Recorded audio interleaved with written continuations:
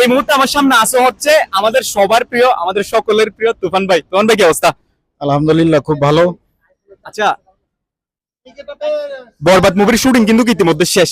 Budget হচ্ছে 15 থেকে 20 কোটি টাকা। আপনার কি মনে হয় কত কোটি টাকা পর্যন্ত ব্যবসা করতে পারবে? আচ্ছা, ব্যবসাটা হয় ওইভাবে, যেহেতু আসন্ন ঈদে রিলিজ পাচ্ছে বরবাদ। আর ঈদের সময় আমরা যেমন আমাদের যে ঋতুকালীন বাংলাদেশ, এখানে মৌসুমী অনেক ফল পাওয়া যায়।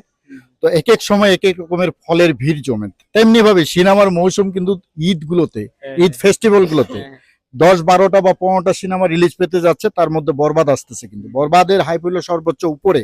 এবং বাংলা ফিল্ম ইন্ডাস্ট্রির ইতিহাসে এ পর্যন্ত এত বাজেট দিয়ে এত সুন্দর জায়গা, লোকেশন বা এত ভালো ভালো কলা কৌশলী দিয়ে কিন্তু বরবাদ মুভিটি নির্মাণ হয়েছে, যেটা আপনারা জানেন।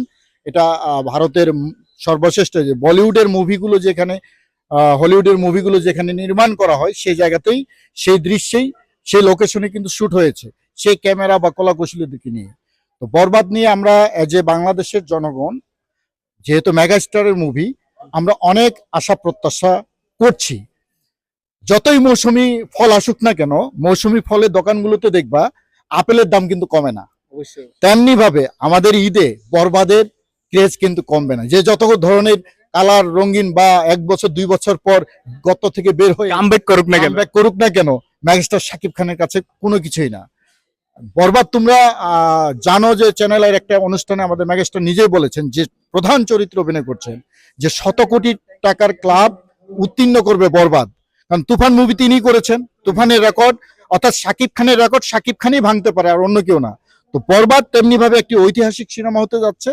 আর এই ধরনের সিনেমা, এখানে এমন গল্প, সিকোয়েন্স, ভায়োলেন্স, সাইলেন্স থেকে শুরু করে একেবারে অ্যাকশন নেওয়া হয়েছে যে সকল শ্রেণীর কাছে এটা গ্রহণযোগ্য। আচ্ছা, আপনি একটা বরবাদের ডায়লগ দিয়ে দেন তো। বরবাদের যেটা হচ্ছে ইয়া হইছে, পোস্টার যেটা ইয়া হইছে, রিভিল হইছে, এটার একটা ডায়লগ। একেবারে সাইলেন্স।